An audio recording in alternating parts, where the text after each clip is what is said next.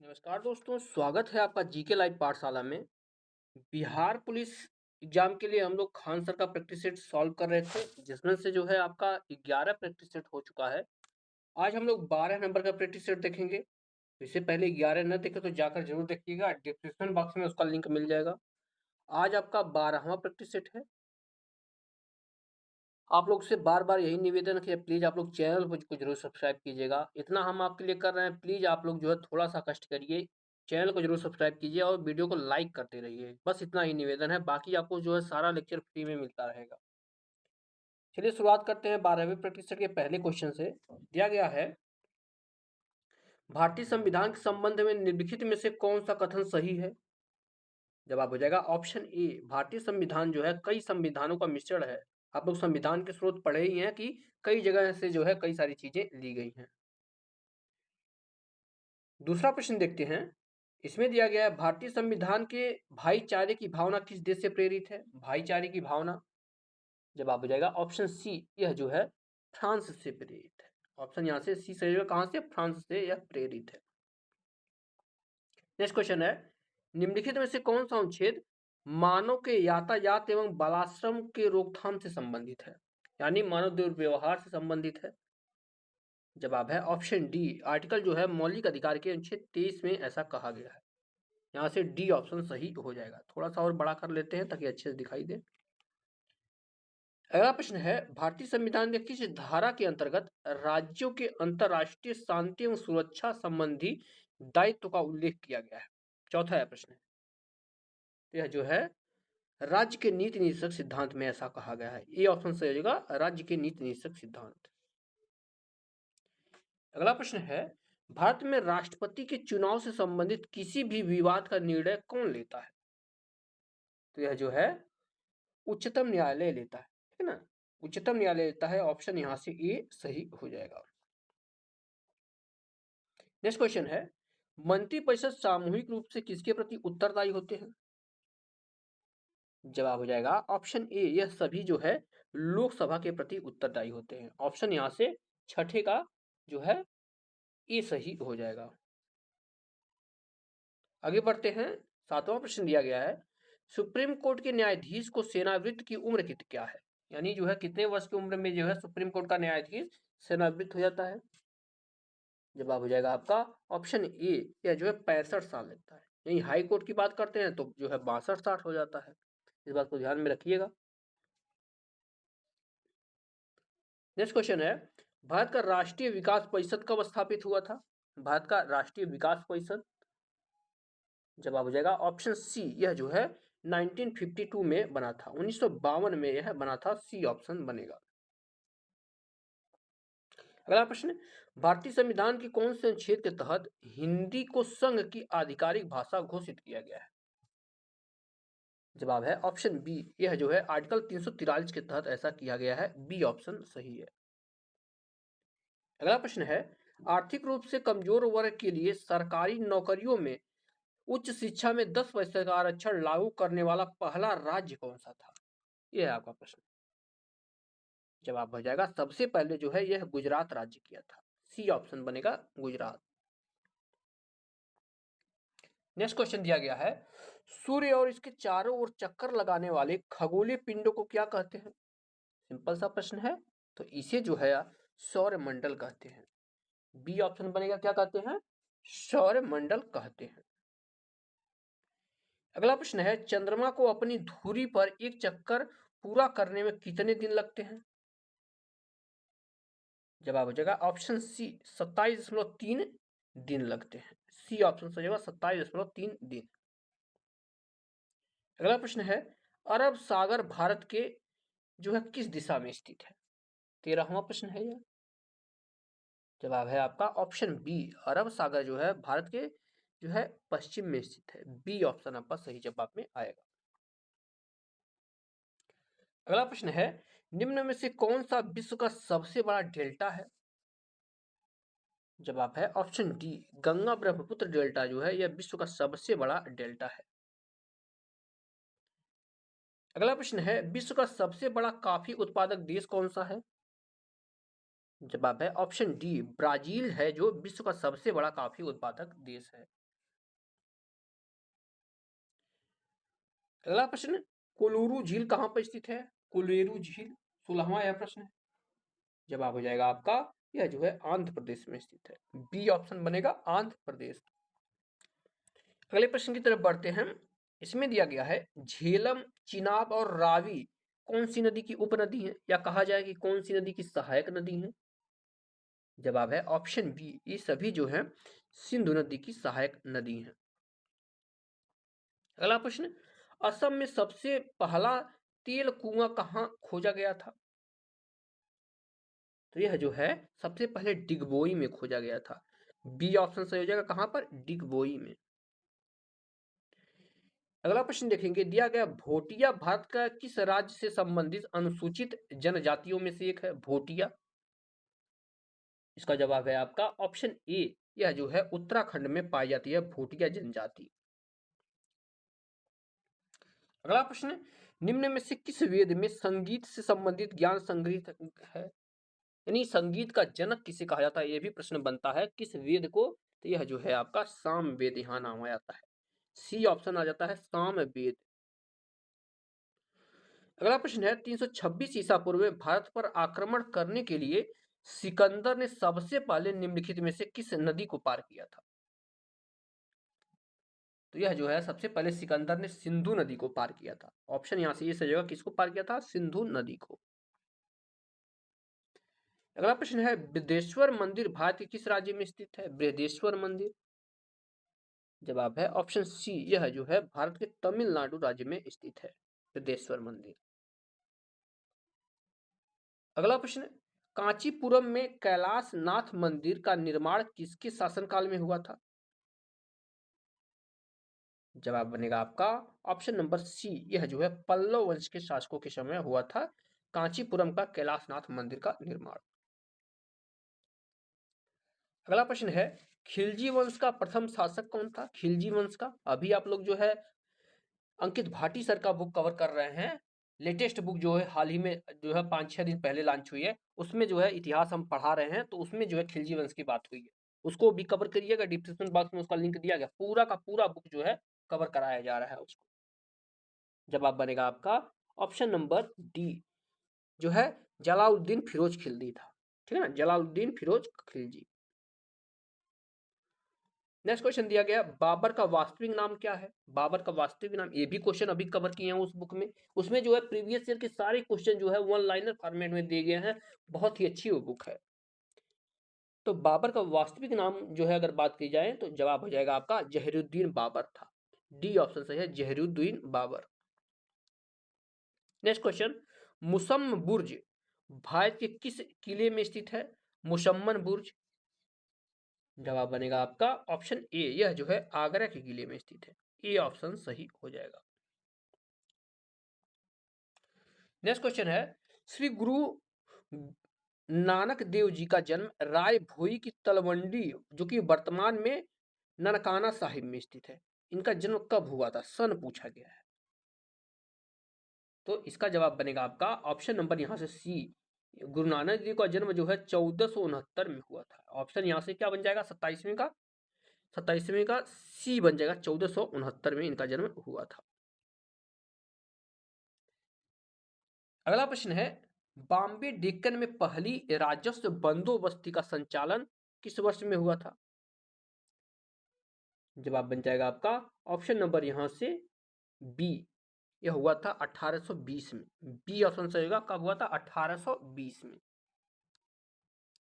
अगला प्रश्न, भारतीय राष्ट्रीय कांग्रेस की पहली भारतीय महिला अध्यक्ष कौन थी? देखिए भारतीय महिला की बात हो रही है। 29वां प्रश्न है। जवाब बन जाएगा आपका ऑप्शन नंबर यहां से बी, यह थी आपकी सरोजिनी नायडू जी। कौन थी? सरोजिनी नायडू जी थी। अगला प्रश्न, 1909 में भारत सरकार के गठन के संबंध में ब्रिटिश सरकार के इनमें से कौन सा प्रस्ताव दिया था? जवाब हो जाएगा आपका ऑप्शन नंबर यहां से 30वीं का सी, इसे ही मार्लो मिंटो सुधार कहा जाता है। क्या है? मार्लो मिंटो सुधार इसे ही कहा जाता है। सी आपका सही जवाब में बन जाएगा। नेक्स्ट क्वेश्चन है, ऑपरेशन विजय निम्नलिखित में से किस युद्ध से संबंधित है? ऑपरेशन विजय, जवाब है ऑप्शन सी, ऑपरेशन विजय जो है भारत पाकिस्तान युद्ध से संबंधित है, जो कि 1965 में हुआ था। सी ऑप्शन सही है। अगला क्वेश्चन, निम्नलिखित में से कौन सा विभाग भारत के जीडीपी की गणना करता है? जवाब हो जाएगा आपका ऑप्शन सी, केंद्रीय सांख्यिकी कार्यालय करता है। केंद्रीय सांख्यिकी कार्यालय करता है जो है जीडीपी की गणना। अगला क्वेश्चन देखते हैं, 33वां प्रश्न दिया गया है, भारत में पहला बैंक कौन सा था? भारत का जो है पहला बैंक पूछा गया है। जवाब हो जाएगा ऑप्शन डी, ये था आपका bank of Hindustan. D option सही होगा। अगले प्रश्न में पूछा गया है, एफडीआई का अर्थ क्या है? एफडीआई का अर्थ क्या है, यह आपसे पूछा गया है। जवाब होगा ऑप्शन डी, यह जो है प्रत्यक्ष विदेशी निवेश होता है एफडीआई का अर्थ। नेक्स्ट क्वेश्चन है, 2011 की जनगणना के अनुसार भारत का दूसरा सर्वाधिक जनसंख्या वाला शहर कौन सा है?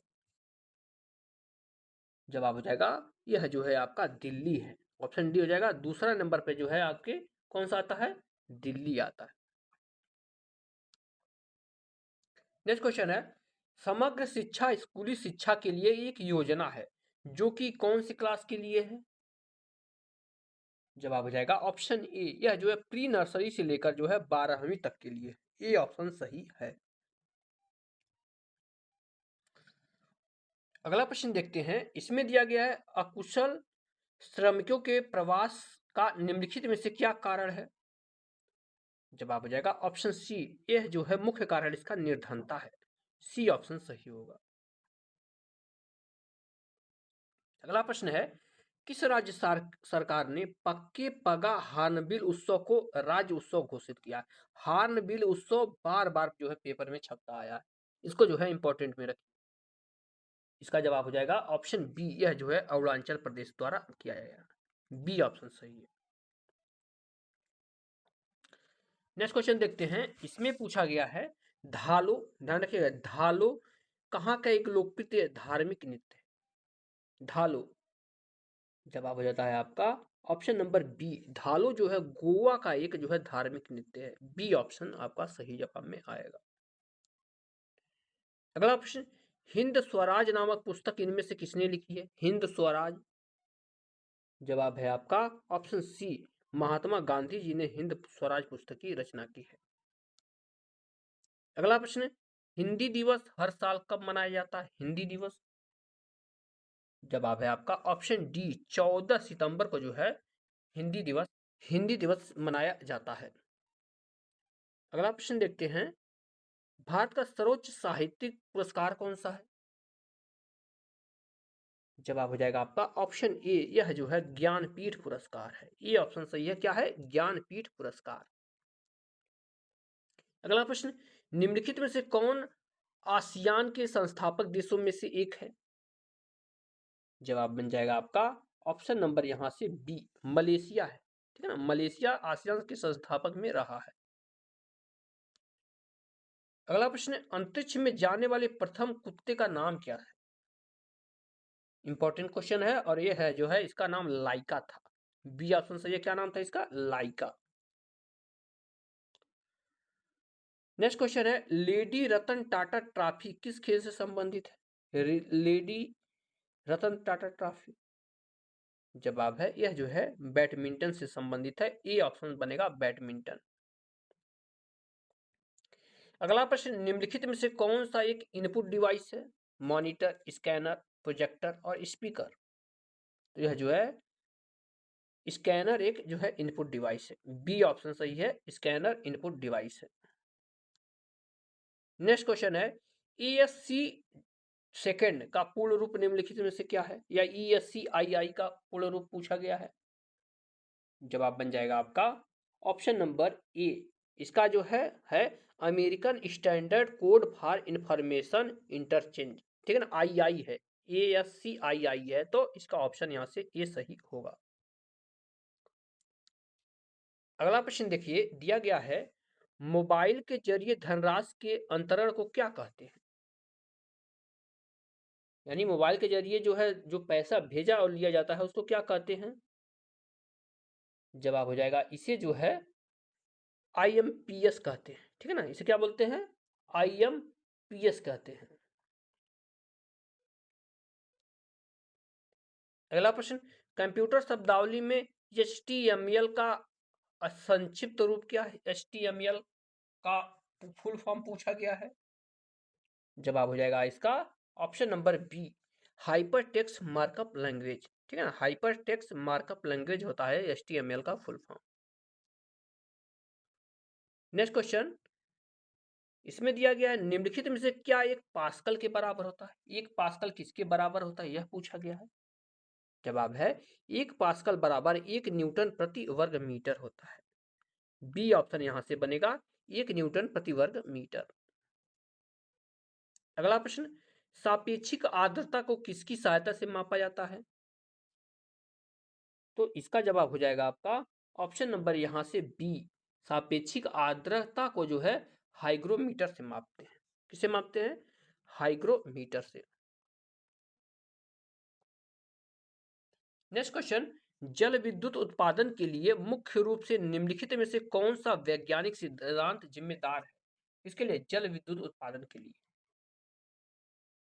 जवाब हो जाएगा ऑप्शन डी, इसके लिए जो है गुरुत्वीय स्थिति ऊर्जा का विद्युत ऊर्जा में रूपांतरण।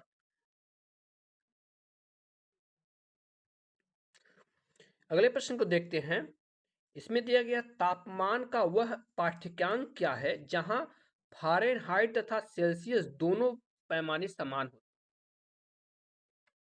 जवाब हो जाएगा आपका ऑप्शन नंबर यहां से बी, यह जो है -40 डिग्री सेल्सियस पर जो है फारेनहाइट और सेल्सियस डिग्री दोनों समान होते हैं।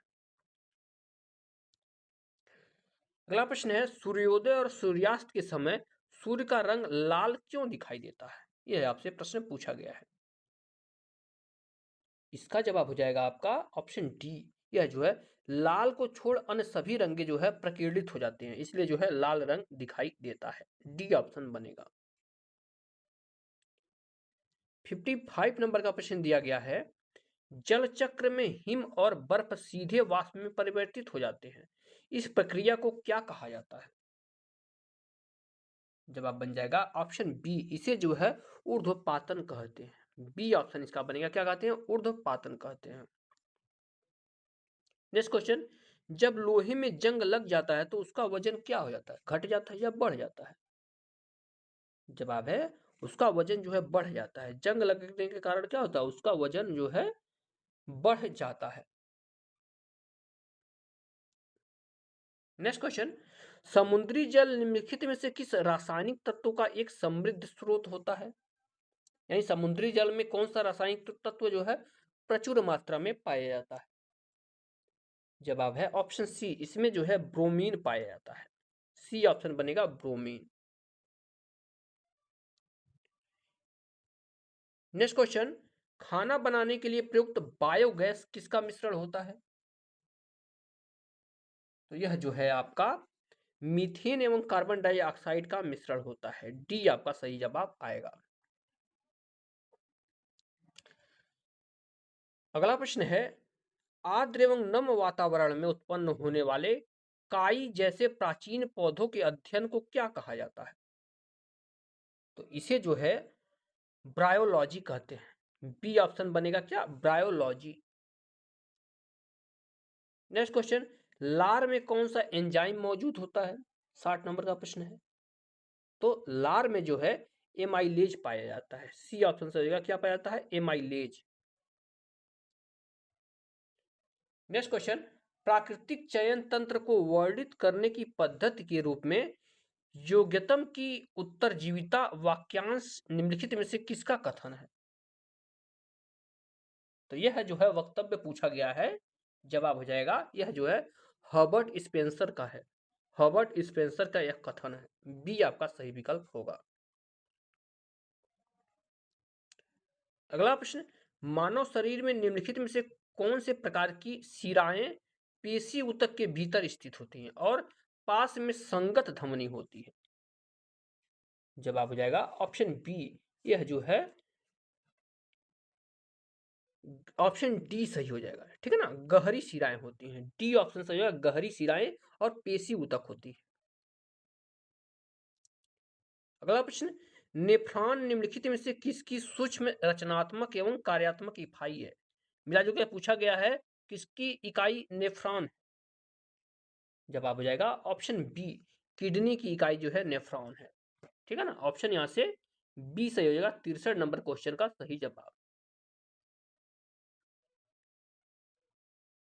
नेक्स्ट क्वेश्चन, निम्नलिखित में से किस राज्य में भारत की सबसे बड़ी खारी आर्द्रभूमि सांभर झील स्थित है? सांभर झील किस राज्य में स्थित है, यह पूछा गया है। जवाब हो जाएगा आपका ऑप्शन ए, सांभर झील आपके महाराष्ट्र में स्थित है। माफ कीजिएगा, आंसर गलत दिया है बुक में, सांभर झील आपके जो है राजस्थान में है, न कि महाराष्ट्र में है, ध्यान दीजिएगा। अगला प्रश्न है, विश्व स्वास्थ्य दिवस 2023 का मुख्य विषय क्या था? 65 नंबर प्रश्न है। जवाब हो जाएगा ऑप्शन ए, यह जो है सभी के लिए स्वास्थ्य था, ऑप्शन ए सही। अगला प्रश्न, 2023 में अंतरराष्ट्रीय पृथ्वी दिवस की थीम क्या थी? जवाब है ऑप्शन सी, हमारे ग्रह में निवेश करना, यह था जो है थीम, ऑप्शन सी सही हो जाएगा। अगला प्रश्न, विश्व क्षय रोग दिवस कब मनाया जाता है? विश्व क्षय रोग दिवस, जवाब है ऑप्शन ए, यह जो है 24 मार्च को मनाया जाता है, ऑप्शन ए सही हो जाएगा। विश्व जल दिवस 2023 की क्या थीम थी? 68 नंबर प्रश्न है। इसका जवाब हो जाएगा आपका ऑप्शन बी, यह था जल और स्वच्छ निकट समाधान से तेजी से परिवर्तन लाना, यह जो है मुख्य थीम था। अगला प्रश्न है, अंतरराष्ट्रीय वन दिवस 2023 की क्या थीम थी, कब मनाया गया? हर साल मिला जुला के अंतरराष्ट्रीय वन दिवस कब मनाया जाता है, यह प्रश्न है।